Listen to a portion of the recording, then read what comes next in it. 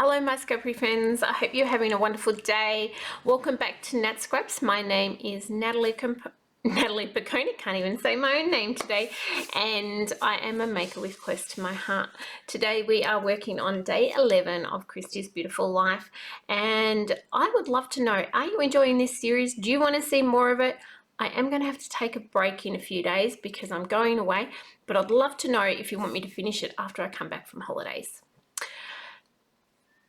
If you haven't seen the rest of the videos, they're all linked somewhere below in a description and a playlist somewhere down there. And I also have linked a link to Christie's Beautiful Life's Facebook page where you can also enjoy the sketches and play along. I am working on this one here, and we're going to do this with photos of my beautiful son there, and he is having a cup of tea. So I think I've scrapbooked a few photos from this outing already. It was Father's Day, and this one is completely inspired by that cup of tea that he's having. So most kids, you will know, go out for lunch and you will end up having to order a soft drink or an orange juice or something for them. My son, he wants a cup of tea. So I'd had this stamp set called That's the Tea. It was in, I believe, the July-September mini release, and I bought it knowing that I would use it on layouts with my son in it to do with tea. I am using the papers from the As You Grow collection. Now this collection, I did pop a little picture up on the screen a little bit earlier. You can check it out. It is still available, as is the stamp set, and I will link those ones below. And it is sort of a younger collection, so some of the pages do have sort of more for, say, toddlers or papers for those kind of things. But I found some of the B-sides of these papers are fantastic for more male layouts. And this is one. Those ferns are just absolutely gorgeous. And this gingham check is gorgeous as well. So I used this gingham check on the last layout as well. So I'm really excited to be using up some of these papers that have been in my collection that I've got there and hadn't got around to using. So that is really exciting. Now I'm coming in with the doily. I'd die cut that. That was from the Hope and Kindness collection, and I'm going to use that as my little corner area where all my embellishments are going to go. There is a circle in the sketch, and so I'm playing on that kind of idea of there being something circular down in that corner. That's the great thing about sketches, is it does a lot of that hard work for you. You can follow it as little as you like or as much as you like. I did play with that smaller one that does fit in the center, and I thought maybe a smaller circle in that corner would work, but ultimately I go for the large one, and then I actually use the smaller one as well, so we'll see where that one ends up. So I'm bringing in this white, and that's going to mimic that notepad that goes behind. Again, I'm pretty much copying the sketch. I haven't come up with this idea myself of it being a bit of note paper, but I am going to make this white piece into something that looks a bit more like note paper by punching out a whole row of little circles along the top there, and then I'm going to tear that to look like that it's been torn out of a notebook. This is a quick and easy way to make a piece of note paper. You can do it loads of other ways, but I do like this. If you want to make it look even more like a notebook, if you just get like a paper piece or something in there, and each one of those holes pull it upwards and tear it out, you'll be left with all the little bits at the top as well. But I was going for speed on this occasion and was just trying to get that done. Now I go to put these photos on white, and then I have a look and realize that that white matte is really just going to get lost. And then I decide to use the piece I cut out of the inside of there and just stick it back into the inside. I told you I'd use it. And that is going to be where that one goes. Here I'm going to stamp out a few of these images, and that is the stamp set up in that top corner there. That's the tea, and I do absolutely love that set. So that little kettle or pot there says, "You're my cup of tea." There's several different teacups that you can have, and there's also some lovely sayings. So this is a fantastic stamp set that you could use if you're sending a card or doing like a little Christmas gift with tea bags and things like that in them. You can use some of the sentiments there. Some of the other sentiments on the set are "To my best tea," and "It's time to party," and "You're my cup of tea" as well. So I have stamped out there some cups, the kettle, a little tiny tea bag, and used all the die cuts, the thin cuts, to cut those out as well. I'm now going and looking just for something that I can put that little wording, "You're my cup of tea," on. So if you have been watching this series and watching what I've been doing, I've had this, there's a few stamp sets that I've had just sitting on my bench since I think about layout probably 6 or 7, and they are repeatedly getting used now because I have not put them away, but it's nice to get use out of some of these older stamp sets.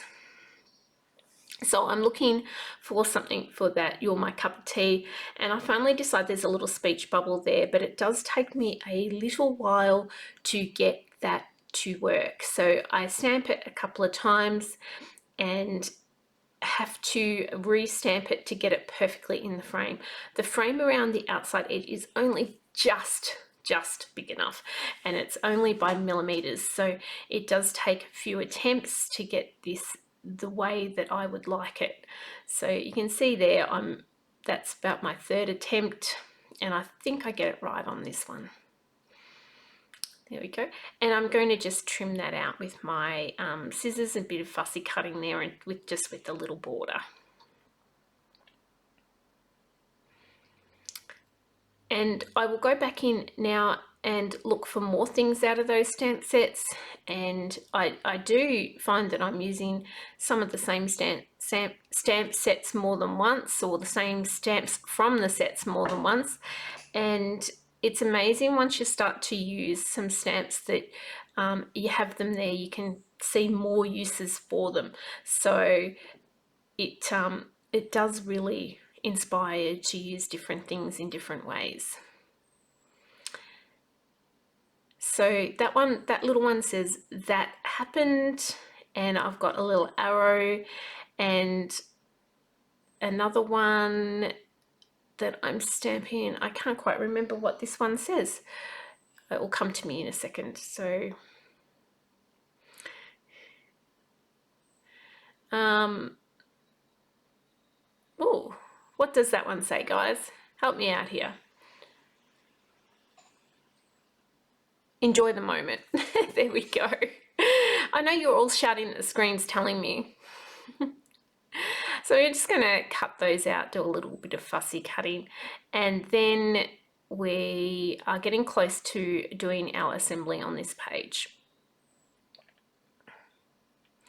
I am looking at that bottom corner, so I bring in this arrow which has got the green in it, and I feel like I still need a little bit of green to match in down in that corner, and so I do stamp a few other pieces in the pine green ink which will match that cardstock, so that it's not so grey down in that corner, because I've really put black on top of grey, so I need to add a few other bits in there to liven it up a little bit, because it's a little bit dull at the moment.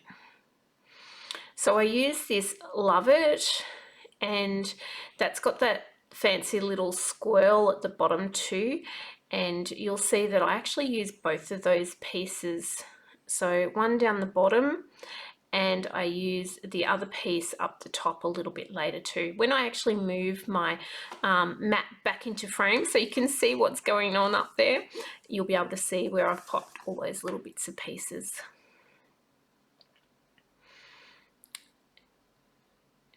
What will I stamp next, guys? I think I go back in and stamp the cups and stuff again in green. So, yep.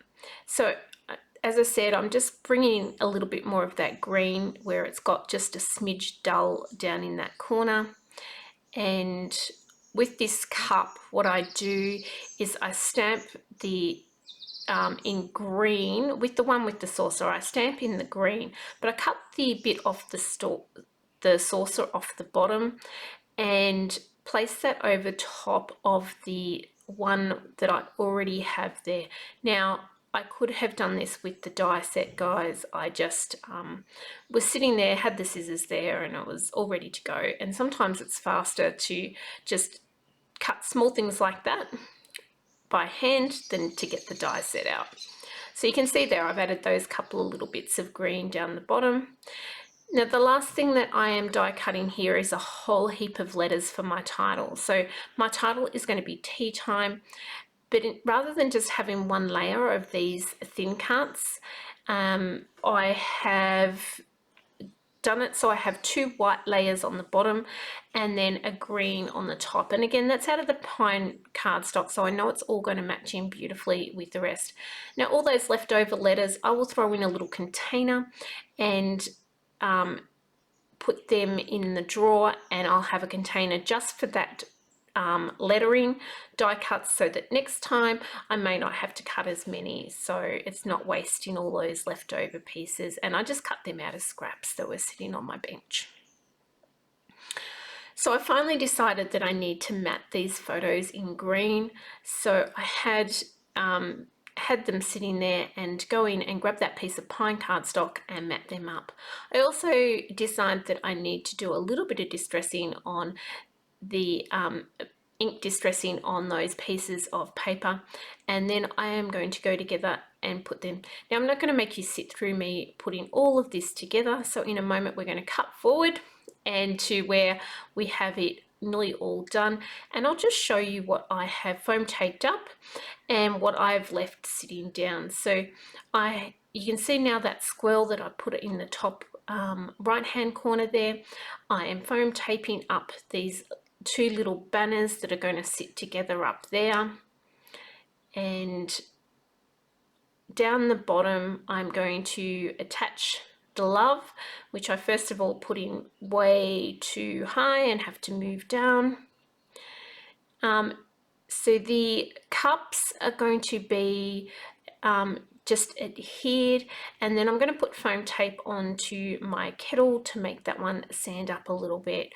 So I'm trying to get dimension and a little bit of perspective and things like that in these as I put them on, so they're not all flat on the page. And that happened is also going to just be adhered down. We're going to glue on the title there, Tea Time, and that being 3 layers has a little bit of dimension in it, just having those extra layers rather than it being just thin and straight onto the page. And you see here I'm bringing in that acrylic block, and that's just going to hold those letters in place and make sure they adhere all down really well. The final thing I'm going to do is I'm just going to bring in a couple of acrylic pieces, guys, bring in some white hearts here and splatter those around a little bit. So you'll see here just sorting through my little bin, which is just a tiny little bit too little. Sometimes it's hard to get in there and fish them out. And find just a few splatterings of the white hearts, and I also come in with a few little enamel dots as well, and that's going to finish off my page.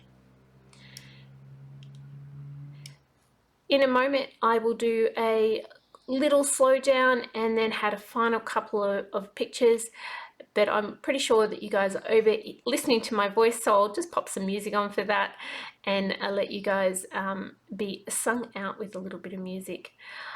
Just before I go though, guys, I want to thank you so much for tuning in. Thank you so much for taking the time to watch the video. I really do appreciate it. I hope you have a wonderful day, guys. See you on the next one. Bye.